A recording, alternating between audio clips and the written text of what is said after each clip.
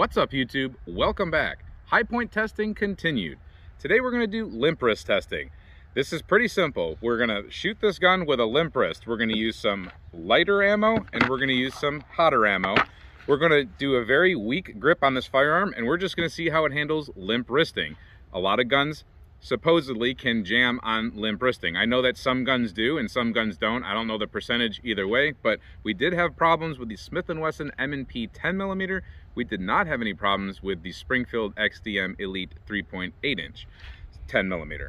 So both of those guns have been limp wrist tested on this channel. Let's limp wrist test this Hi-Point and see how it goes. For those who want to know, the lighter stuff is going to be 5.4 grains of tight group, sitting underneath an extreme bullet, full metal jacket, flat nose, 180 grain. The hotter stuff is going to be a 150 grain Nosler jacket at hollow point, sitting on top of 12 grains of blue dot.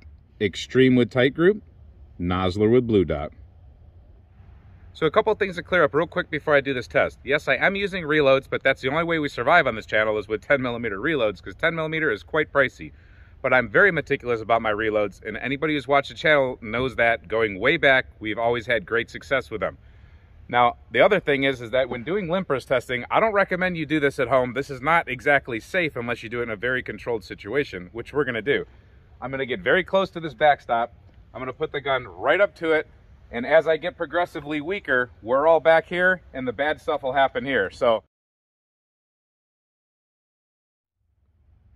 what we're going to do here is we're going to start out with a strong grip. It's going to be a one-handed grip, but it's going to be a strong grip. My muscles here in my wrist are going to be tight. My grip is tight. I have good control. I'm going to flag this thumb, and I'm going to use my top portion of my finger to hold over here a little bit. I'm going to have a very rigid grip. The gun reciprocated just fine like it should. If it's going to be a limp wrist problem coming up, we're going to look for failure to feeds, failure to reciprocate, things like that.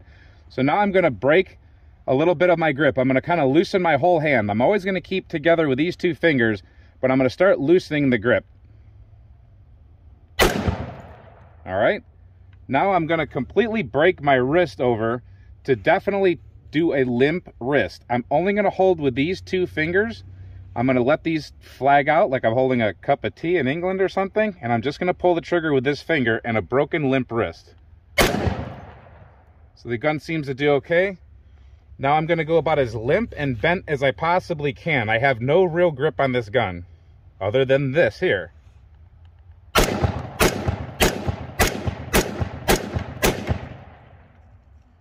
It shot everything, locked open.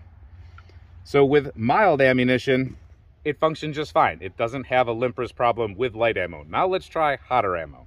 Now we've got the hotter Nosler stuff going through there. So again, I'm going to start with a tight grip.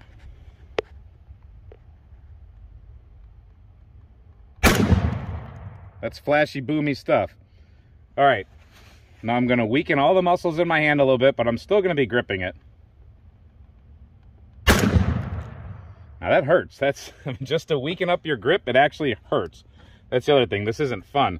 So I'm going to push those two fingers together. I'm going to release the teacup fingers here, and I'm going to break my wrist over. All right, I'm going to break my wrist over even more, and all I'm holding on is with these two fingers, basically.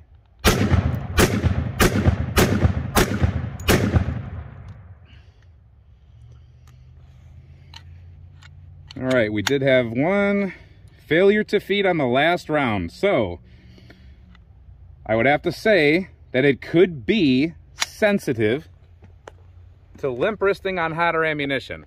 Let me go reload this magazine and see if we can reproduce that. All right, so I'm going to break the wrist again and give it a fairly weak grip for what I can hold on to for that ammo, and let's start going.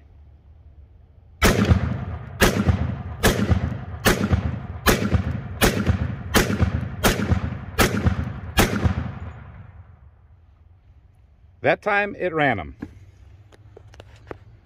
So, one time it ran him, one time it hung up on the last round. Now, one thing to note about the last round is that that's when you're going to have pretty much the weakest magazine pressure. That reciprocation of the slide is going to be going pretty good on that hot ammunition. So it might outrun that spring that could be a little something to do with it. We did see this gun choke up just a hair in initial testing on some hotter ammo. Overall, there's nothing super scientific about this test exactly, but it's just interesting, and sometimes you can make a gun choke up very easily by doing it. The reason that we do the testing at all is because in the comments section and in general talk, when you're talking to people at shops and this and that, they will talk about limp wristing.